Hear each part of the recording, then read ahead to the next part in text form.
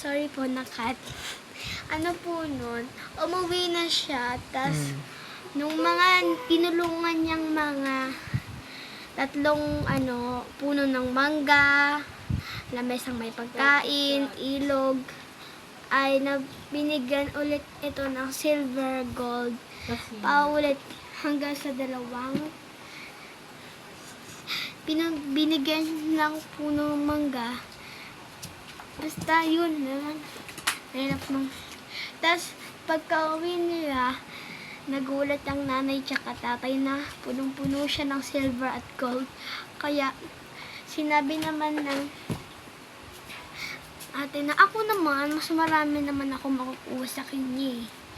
At nakita niya ang isang ilog na madumi. Sabi ng ilog, tulungan mo ko linisin yung mga tinatapon ng tao dito. At sabi ng ate, kadiri, ayoko dyan. Kung maglinis niyan.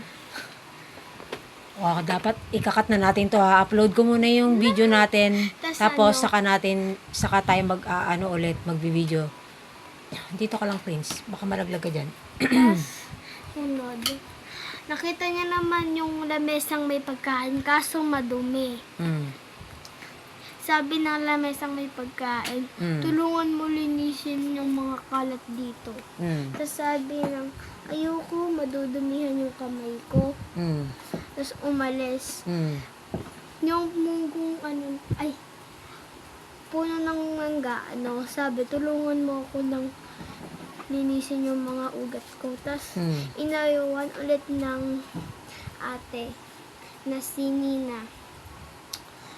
Pagkadating niya dun sa bahay ng mga tatlong fairy, sinabi, huwag mong linisin mo yung 5 kwarto, huwag mong kakalkalin ang pang-6 na kwarto. Nagkungwarian itong kungwaring pero wala kinabukasan. Ito ang motor. Kinabukasan ay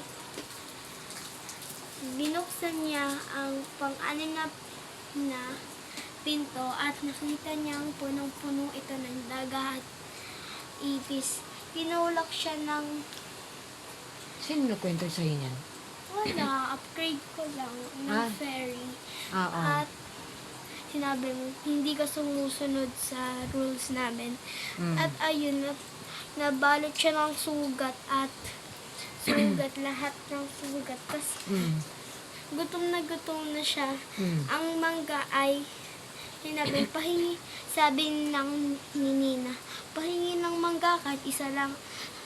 Nung tinry niyang pumitas, tumaas ang puno kasi hindi daw siya tinulungan.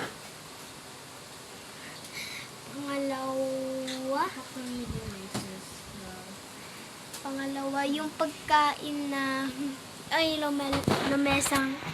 lamesa pala, na may pagkain. Sinabihan ni Nina ng pahingi lang kahit isang pagkain.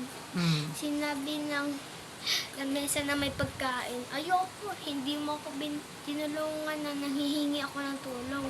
Tapos umalis naman siya. Tapos yung ilog, tapos sinabi ng Nina, pahingi lang tubig, kahit tubig lang, kahit kalahati lang. Inayawan din ito ng ilog. At hinabol siya ng ipis dahil ang baho niya nagtaw. Tapos nakauwi siya at naggulat ang mga magulang na puro sugat siya at pinaampon na siya sa ganun din pamilya na hindi tumutulong sa bahay. That's the it. Sige. Babay muna tayo. I-upload ko to. Prince, ka rito. Magbababay na tayo. Bilis. Yung part 1 na putol, kaya part 2 na lang. Sige. See you next time. Thank you sa pakikinig. Bye-bye. Flying kiss. Love you. Tomorrow. See you tomorrow daw. Goodbye. Goodbye. Ako. Shy.